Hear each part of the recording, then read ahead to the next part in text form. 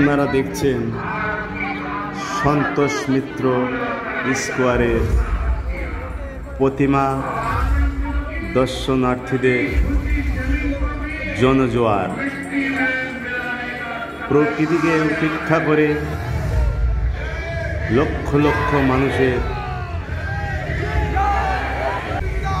প্রতিমা দেখতে আসা।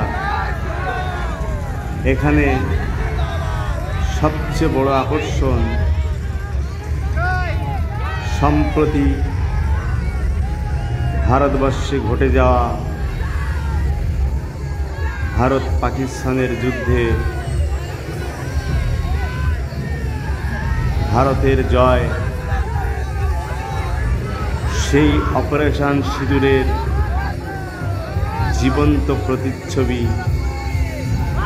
সন্তোষ মিত্র স্কোয়ার তুলে ধরেছে। আপনি আমি যদি ভারতীয় হই তাহলে আপনার আমার গা শিউরে উঠবে এই জায়গার প্রতিচ্ছবি দেখলে।